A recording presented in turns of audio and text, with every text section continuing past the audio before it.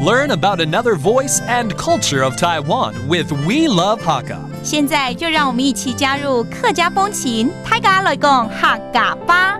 Welcome to another edition of Practical Hakka here on Icrt. Hello， 你好，大家好，我是 Alice Pong. Hello, 你好，大家好，我是林泽修 Joseph Lin. And you know what? We forgot to teach people rabbit. 兔诶。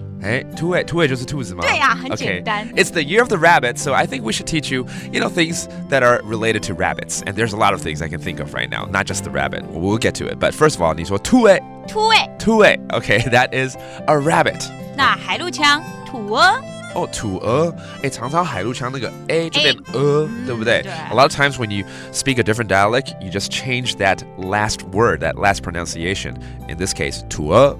OK， 我们来造个句好了，因为兔子真的是很可爱。对啊，而且我其实一直很想养兔子，可是觉得自己男生养兔子好怪哦，也蛮麻烦的。其实蛮麻烦的，也要清理啊。对，然后让它白白的、漂漂亮亮的，要不然的话不照顾它就会看起来很脏。我看你不行啊，你那么忙。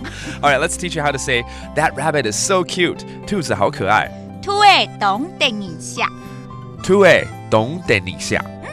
等一下嘛，不是等一下，等一下，等两下，很可爱啊，得人疼啦，得人疼，得人疼的，就等一下，对 ，That means so cute， 所以等一下我可以用在你的身上也可以 ，OK， Alice 等一下那样子 ，OK， That means so cute， you can apply that to any other things that are cute. All right， 讲到兔子我想到一个，其实跟那个动物没有关系啊，可是男生都知道都喜欢看到兔女郎。That's right. When it comes to the rabbit, it doesn't matter if you're Asian or if you're from the Western culture. You all know the Playboy bunny, right? 好，我教你。可以讲吗 ？OK。好。兔龙。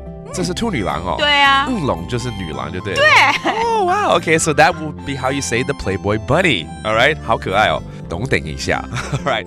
And finally, let's teach people how to say good luck in the year of the rabbit because people like to say that during.the new year 在这个过一个新的年的时候，常常要讲一些比较吉利的话嘛最常听到的就是兔年行大运。对 ，Good luck in the year of the rabbit。兔年行太运。兔年行太运。Let's review these terms. The rabbit 兔子。兔诶。The Playboy bunny 兔女郎。兔龙。And finally, good luck in the year of the rabbit 兔年行大运。